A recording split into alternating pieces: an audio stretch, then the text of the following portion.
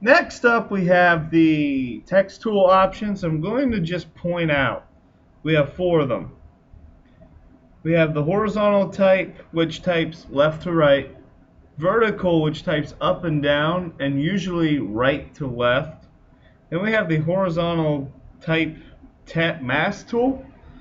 What that does is it puts the text on, but it makes it a part of the background essentially. It just makes it some different text that actually takes the attributes of the background and pops into them.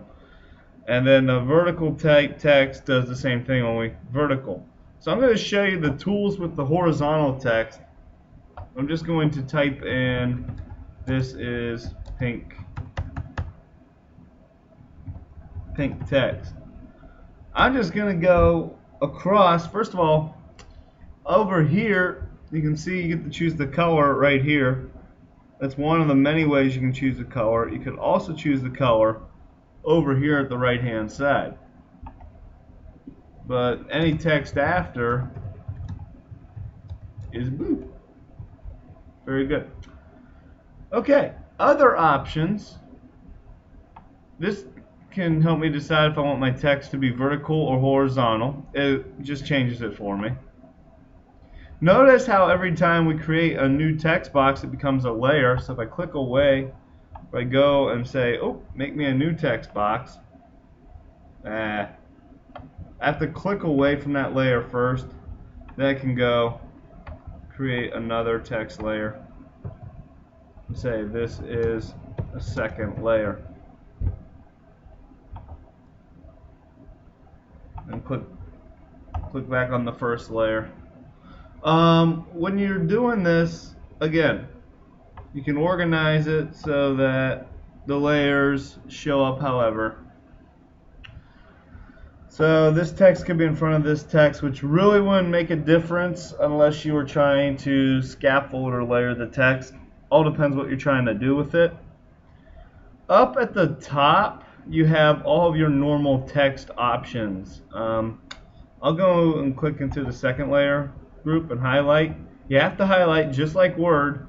But you have all your different fonts, including samples. So we'll change that font. Additional sub-fonts of the font.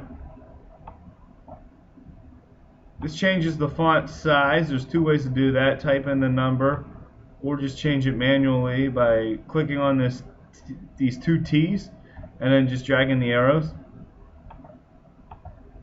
This changes just how the letters look a little bit.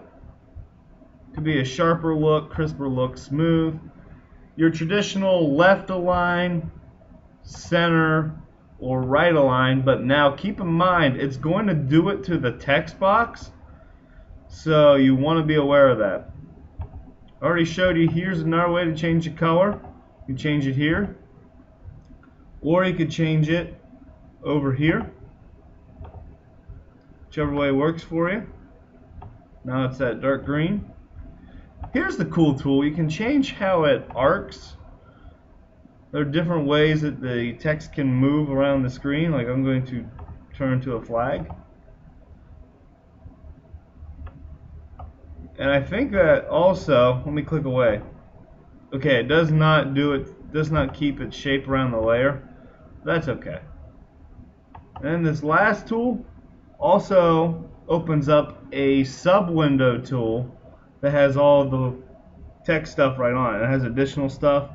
Can do superscripts, subscripts, underline, strike through, italicize, bold, all your traditional stuff. Put in additional text like first, half.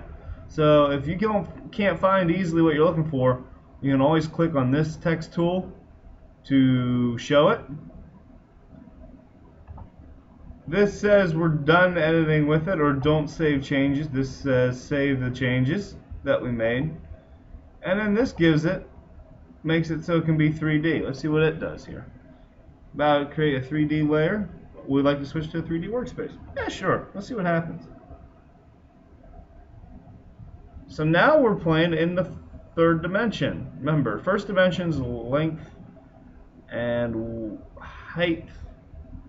And the third dimension becomes width in computer cases.